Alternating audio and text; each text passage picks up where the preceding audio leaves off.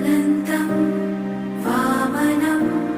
शौर्यं वैकुण्ठं पुरुषोत्तमं वासुदेवं ऋषिकेशं माधवं मधुसूदनं वराहं पुण्डरीकाक्षं नृसिंहं दैत्यसूदनं